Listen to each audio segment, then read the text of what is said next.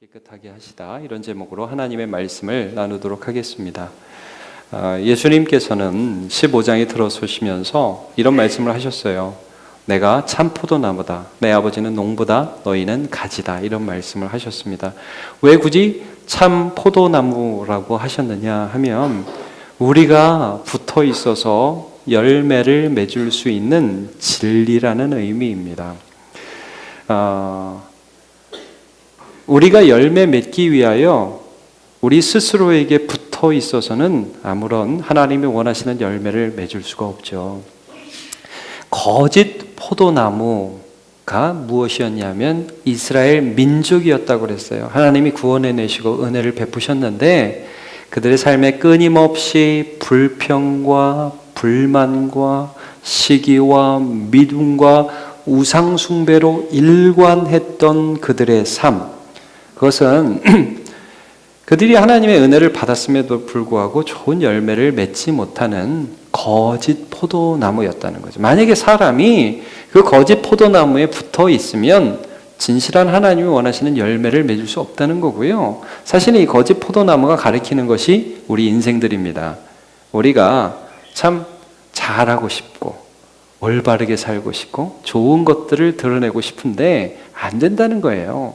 우리의 마음이 죄 공장이고 우리의 마음이 우상 공장이라는 거죠. 그래서 이게 열매가 말이, 행동이 하나님이 원하시는 그런 모습과 그런 말과 행동으로 나가지 않는다는 것을 분명히 말씀해 주셔서 나한테 붙어 있어야 된다. 예수님이 그 말씀하는 겁니다. 그래서 참 포도나무다, 너희는 가지다, 열매를 맺으려면 나한테 붙어 있어야 된다. 이 말씀을 지금 요한복음 15장에서 말씀을 해주고 계신 것입니다. 자, 그러면 열매를 얻기 위해서 우리 주님께서 우리에게 처음 이제 하시는 그 작업이 뭐냐면 깨끗하게 하심입니다.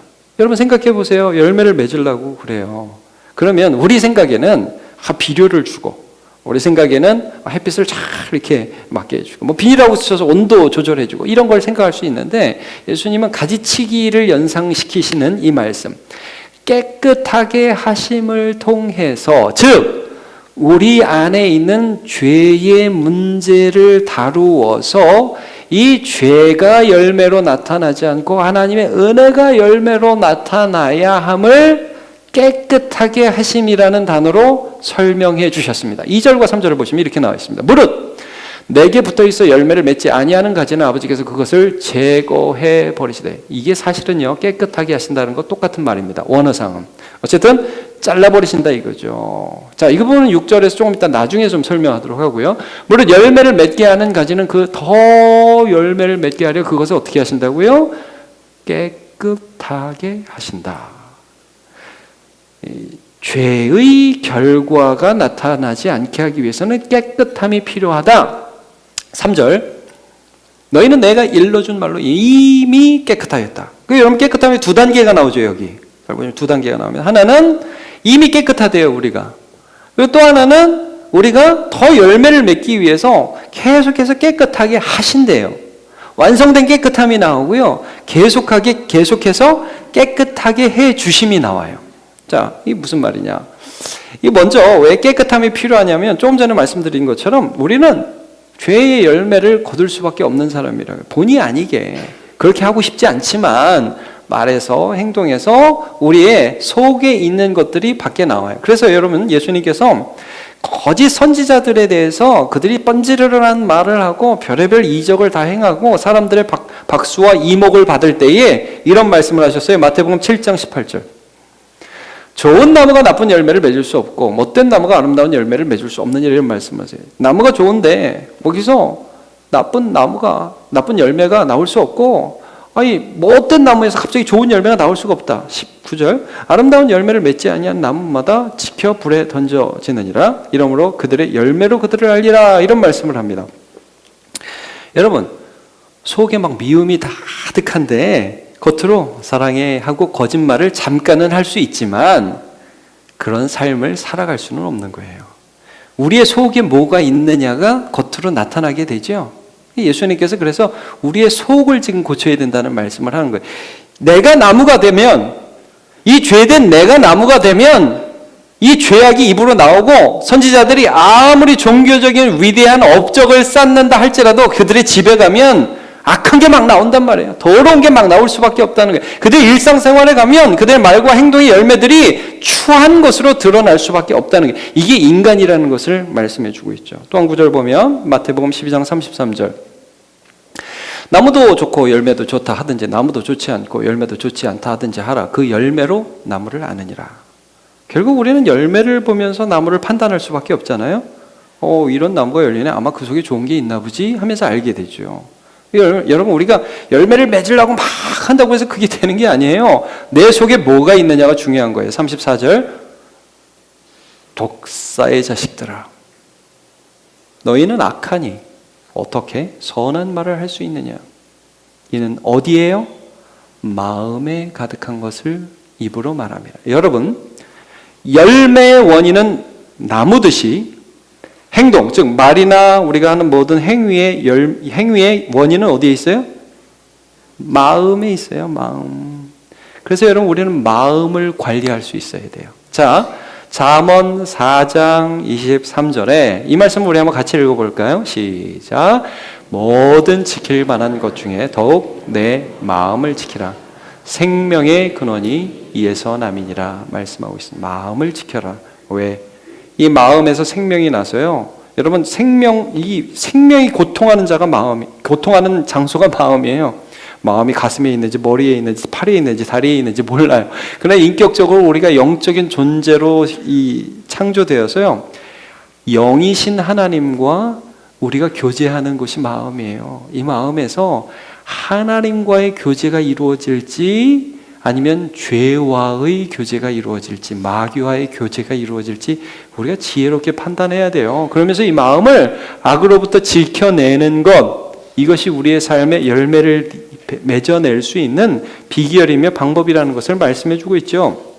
자, 그러면 우리가 3절 먼저 보기를 원하는데, 아까 깨끗함이 두 단계가 있다고 했어요. 이미 깨끗한 거, 그 다음에 더 깨끗하게, 더 열매를 맺게 하려고 계속 깨끗하게 하시는 거, 두 가지가 있는데, 자, 먼저 3절을 보면 이미 깨끗하면 이렇게 말씀하시죠. 자, 뭘로 이미 깨끗했다고 말씀하냐면 너희는 내가 일러준 말로 이미 깨끗해졌다, 이런 말씀을 하세요. 예수님이 일러주신 말로 이미 깨끗해졌다. 이게 무슨 말이냐? 자, 이 말씀은 우리가 좀 볼 때 이 말씀이 가리키는 내용이 뭔가를 봐야 돼요. 여러분, 예수님이 하시는 말씀이 가리키는 내용이 뭐였냐면 십자가예요. 십자가. 자, 보세요. 지금 15장이죠. 13장에 어떤 내용이 있었는지 여러분 혹시 기억하십니까? 13장에 예수님이 발을 씻겨주셔요, 제자들의. 근데 발을 씻겨주면서 뭐라고 말씀하시느냐? 베드로한테 가니까 안 된다고, 씻기시면 안 된다고. 그러니까 베드로야, 내가 너의 발을 씻기지 않으면 너하고 나하고 상관이 없다. 기억나세요? 이게 뭡니까? 예수님의 죄 씻음이 없으면 너하고 나하고 상관이 없다. 그럼 다 씻어주세요. 이미 씻은 자는 발밖에 씻을 필요가 없어. 거기도 이미 씻었다는 표현이 나오죠. 여러분, 이게 뭡니까? 예수 그리스도의 십자가 사역, 그건 예수님이 하신 일이고 우리가 한 일은 그를 믿는 거죠. 그를 믿음으로 의롭다 하심을 받은 것입니다. 그러면요, 예수님의 보혈로 우리의 죄 씻어 주심을 경험합니다. 이게 칭의라고 하는 거예요. 칭의. 예수님이 그 십자가의 보혈로 우리의 모든 죄를 다 용서하셨어요. 그가 씻어 주셨어요. 그가 보시기에 우리는 깨끗해 더러워요. 예수 믿는 우리는 깨끗하다고요. 여러분, 물론 우리에게 죄성이 있어요. 우리는 여전히 부족해요. 그러나 예수 그리스도를 믿는 믿음을 가진 자는 하나님이 씻어 주셨어요. 이걸 우리가 믿는 거죠. 그래서 여러분, 복음의 내용들에는 이 예수님의 씻어주심에 대한 내용들이 있어요. 마태복음 20장 28절, 인자가 온 것은 섬김을 받으려 함이 아니냐 도리어 섬기려 하고 자기 목숨을 많은 사람의 대속물, 대신 속죄하는 제물로 자기를 주려 합니다. 깨끗게 하기 위한 제물이 되신다. 용서하기 위한 제물이 되신다. 여러분, 우리가 왜 깨끗해요? 하나님이 우리의 죄를 용서하셨어요. 이게 우리가 깨끗한 이유라는 거예요. 여러분, 이거 착각하지 마세요. 내가 죄를 안 지어서 깨끗한 게 아니라 예수의 피로 우리를 용서하셨기 때문에 깨끗한 거예요. 이거 우리가 붙들어야 돼. 이미 깨끗하다는 이 선언, 이거 우리가 감격적인 선언입니다. 이것을 우리가 마음으로 받습니다. 누가복음 9장 22절. 이르시되 인자가 많은 고난을 받고 장로들과 대제사장들과 서기관들에게 버림받고 죽임을 당하고 제3일 만에 살아나야 하리라. 예수님은 계속해서 죽고 살아남에 대해서 말씀하시면서 내가 죄의 문제를 해결해 내겠다라고 말씀해 주고 계신 것입니다. 자, 그래서 예수님은 아직 어떤 죄도 좀 이렇게 변화된 삶이 드러나지 않을 때 이미 네 죄가 용서됐다는 선언을 많이 해주시는데, 자, 누가복음 5장 20절을 보면 이런 구절이 있습니다. 한 중풍병자, 여러분 이 구절을 한번 읽어보시면서 배경을 생각해 보세요. 어떤 중풍병자가 있었는데 도저히 예수님께 와서 고침을 받을 수가 없으니까 친구들이 어떻게 합니까? 침대 채로 메워오죠. 침상 채로 메워옵니다. 왔는데 사람들이 너무 많아요. 집회가 그냥 꽉꽉 차고 입구까지 그냥 사람들이 많아서 들어갈 수가 없어요. 그러니까 어떻게 해요? 뒤로 돌아가가지고 지붕에 올려요. 침대를, 지붕을 뜯어요. 그래갖고 내려요. 이들이 예수님을 믿었죠. 이 중풍병자도 예수님을 믿었던 것 같아요. 야야 고만해. 가자 사람도 많은데 이게 뭐하는 짓이고 떨어져 죽겠다. 이렇게 하지 않고 순종해서 예수님 앞에 내려갑니다. 예수님이 그 중풍병자와 그 친구들의 믿음을 함께 보시고 이 사람에게 이런 선언을 합니다. 예수께서 그들의 믿음을 보시고 아직 아무것도 한 일이 없어요. 아직 아무것도 그들이 예수님께 대해 선한 열매를 드린 게 없습니다. 그런데 예수님께서 그들을 보시고 이 사람에게 소자야 작은 자야 너의 죄 사함을 받았느니라. 너는 깨끗해졌다. 이미 깨끗했다. 나를 믿는 믿음을 보고 예수님이 그에게 너는 깨끗하다고 선언을 해줬어요. 옆에 있는 사람들이 어쭈 웃기네. 사람 주제에 무슨 죄를 사하고 그래? 어이구 신성모독인데 예수님 말씀하셨죠. 야, 이 사람의 죄를 사했다는 그 말이 쉬울까? 일어나 걸어가라는 말이 더 쉬울까? 그러나 내가 이 이적을 행함으로 인자가 땅에서 죄를 사하는 권세가 있는 줄 너희로 알게 하겠다. 여러분, 예수님은 우리의 죄를 사할 수 있는 권세가 있습니다. 이게 우리가 믿는 바예요. 자, 하나만 더 보면 요거는 7장 48절에 여러분 이 구절 한번 보세요. 여자에게 이르되 내 죄 사함을 받았니? 이거 무슨 말씀입니까? 어떤 동네에 한 죄인인 여자가 있었어요. 그 동네에 모든 사람이 그 여자는 죄인인지 알았어요. 여러분 요즘같이 뭐 집집마다 옆집에 누가 사는지 모르는 그런 시대가 아니잖아요. 그 동네 사람 다 알아요. 무슨 짓을 하고 어떻게 사는지. 근데 이 여자는 죄인으로 낙인 찍혔어요. 사람들이 다 손깍질했어요. 예수님이 시몬이라는 한 바리새인의 집에서 식사를 하시는데 거기 와가지고요. 이 여자가 갑자기 울기 시작해요. 눈물을 흘려요. 향유를 하나 가져와서 예수님의 발에 부어요. 눈물로 닦아요. 머리카락으로 그걸 이제 다 닦아요. 옆에서 사람들이 수근수근 대기 시작해요. 예수 이상해. 아니 이 여자 더러운 여자인데 죄인인데 이 여자가 이렇게 하는 걸 왜 가만히 보고 있지? 저 사람 선지자 맞아? 예수님 뭐라 그래? 야, 내가 너한테 할 말이 하나 있는데 어떤 사람이 돈을 조금 빚졌다가 탕감을 받았어. 어떤 사람은 굉장히 많은 빚을 졌다가 탕감을 받았어. 야, 누가 더 용서해 준 사람, 누가 더 빚을 탕감해 준 사람을 사랑을 할까? 조금 용서받은 사람이 더 사랑할까? 많이 용서받은 사람이 더 사랑할까? 당연히 많이 용서받은 사람이 더 사랑하죠. 그래?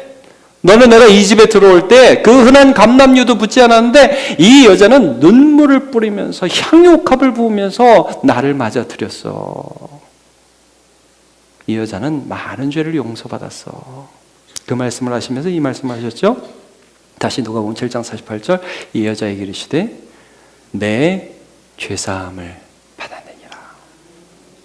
여러분, 저는 이 사실이 늘 감격스러워요. 내가 예수 피로 용서받았다는 이 사실, 예수님이 우리를 이미 깨끗하다고 하는 이 사실이 늘 감격스럽습니다. 여러분 이 사실 믿음으로 하나님께 감사하며 영광 돌리는 삶 사시기를 축복합니다. 여러분 근데 거기서 그치지 않고 우리 주님께서 뭐라고 말씀을 하시냐면 두 번째, 물론 순서상은 더 앞이죠.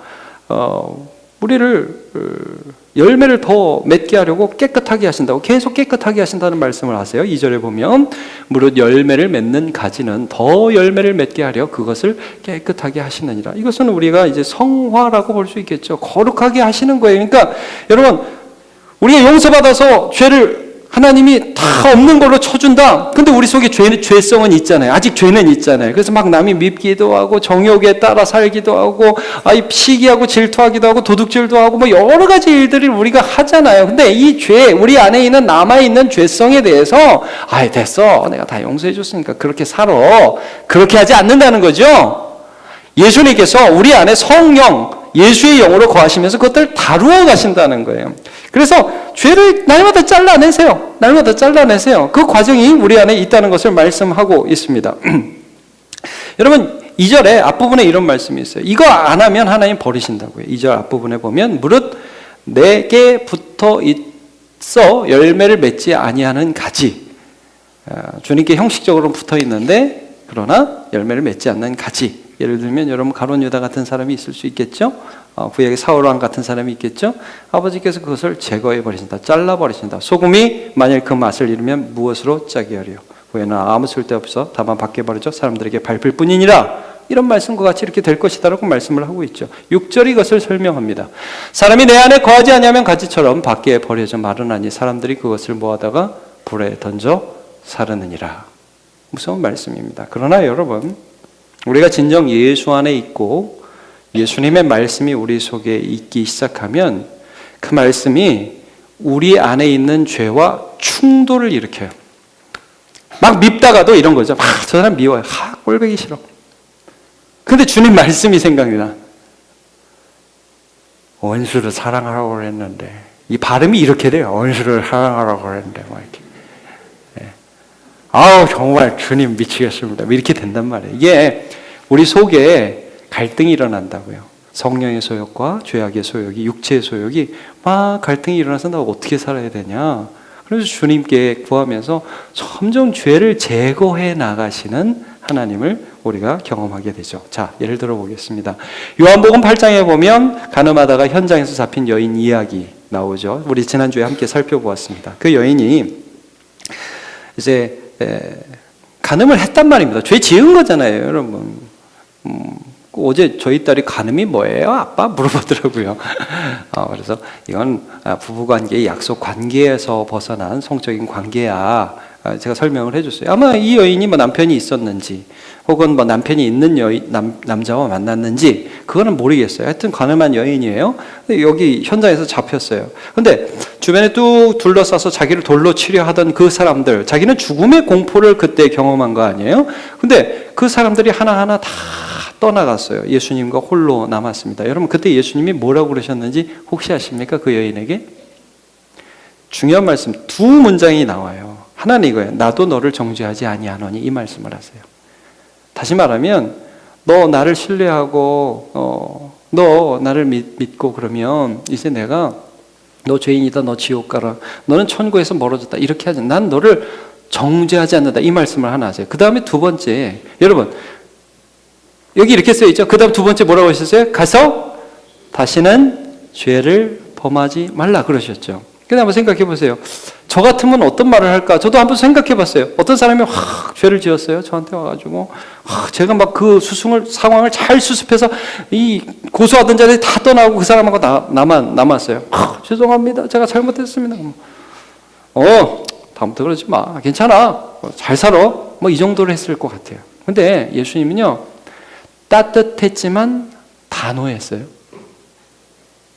너무 가슴 저미게 따뜻했어요. 그렇지만 너무나 날카로웠어요. 가서 다시는 죄를 범하지 말라. 여러분 이 여인의 입장에서 그 말을 들었을 때 어땠을까요? 그 이후에 어떤 삶을 살았을까 제가 좀 궁금해요. 자, 첫 번째 1번 이런 삶을 살았을까요?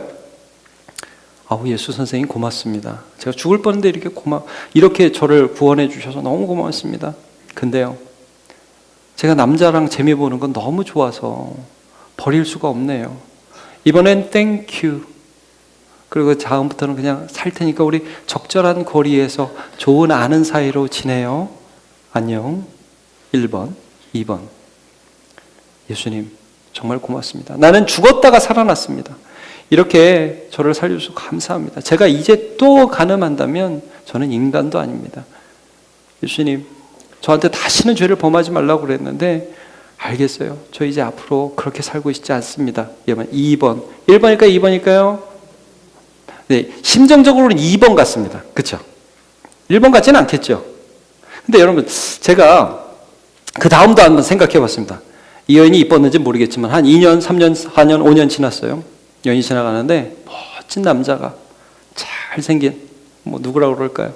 송중기라고 그럴까요? 어떤 잘생긴 남자가 아가씨,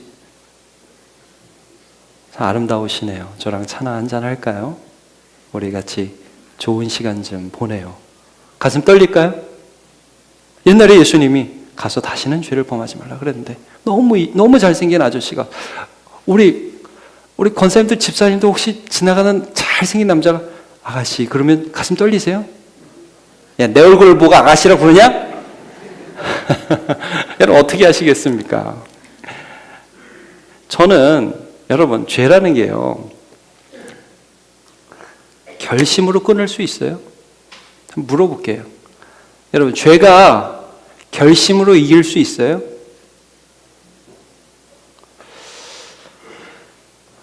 살면서 그걸 느끼죠.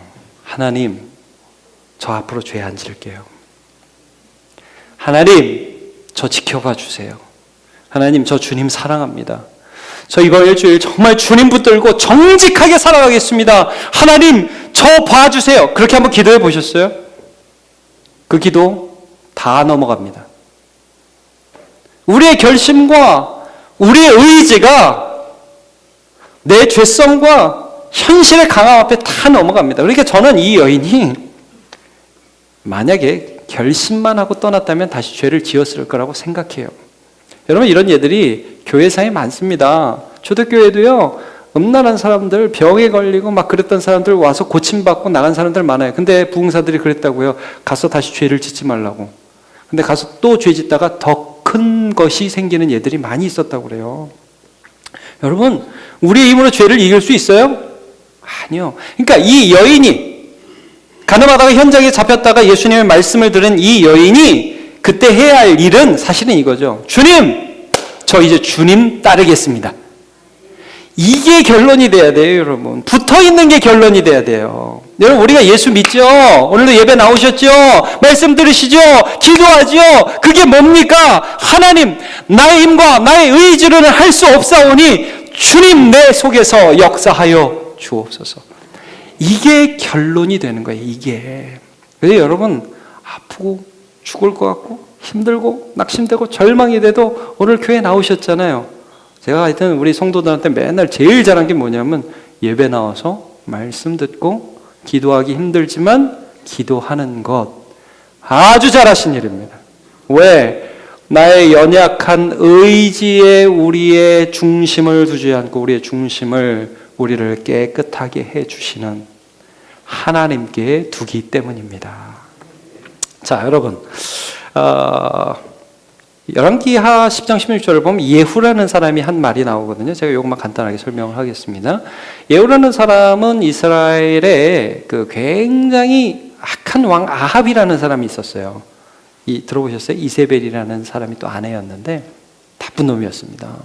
그래가지고 이 아합이 바알과 아세라를 섬기는 일에 주동을 하고 그래서 결국 하나님이 아합은 전쟁에서 죽게 하시고 그의 아내였던 이세벨과 아들이 70명이었어요. 꽤 많죠? 부인이 여러 명이었던 것 같아요. 이 왕자들, 그 다음에 바알 숭배자들을 다 없애는 일에 누구를 사용하셨냐면 예후라는 사람을 사용하셔요. 근데 이 예후가 이제 그 하나님의 사명을 받고 처단하기 위해서 악한 사람들을 처단하기 위해 가면서 이런 말을 합니다. 열왕기하 10장 16절에 이르되 나와 함께 가서 여호나답이라는 사람을 자기의 병거에 올리면서 하는 말입니다. 이르되 나와 함께 가서 여호와를 위한 뭐를 보라? 나의 열심을 보라. 이런 말을 합니다. 그리고 진짜 철저하게 바알 숭배자들을 죽였고 이세벨을 죽였어요. 여러분 이세벨 얼마나 비참하게 죽었는지 아시죠? 이세벨 그 옥상에서 내시들이 던져가지고 목, 다리 뼈 다 피 튀기고 시체를 나중에 개들이 그 시체를 다 핥아먹고 뜯어먹고 시체를 못 찾았어요. 이 정도로 비참하게 이세벨이 죽었어요. 이 일을 예후가 합니다. 그 아합의 70명의 아들은 다 목을 잘라가지고 그 목만 가져오게 했어요. 그러니까 이 예후라는 사람이 정말 이제 한 성격 하는 사람입니다. 자, 이런데 이렇게 얘기했잖아요. 나의 열심을 보라.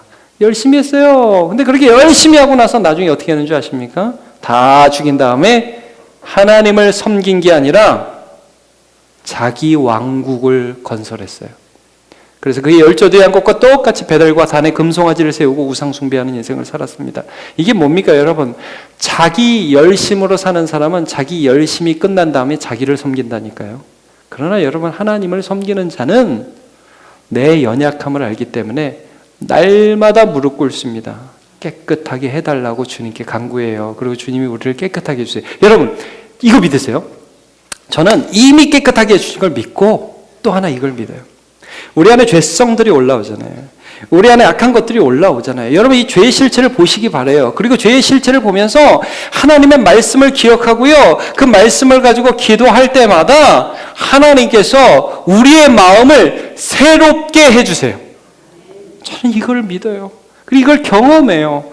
여러분, 우리가 얼마나 죄 공장이에요. 이걸 만드는데 이거 어떻게 해요? 내 의지로 이걸 막 깔아뭉갤 수 있을 것 같아요? 아니에요. 여러분, 육신의 생각은 사랑이요, 영의 생각은 생명과 평안이니라.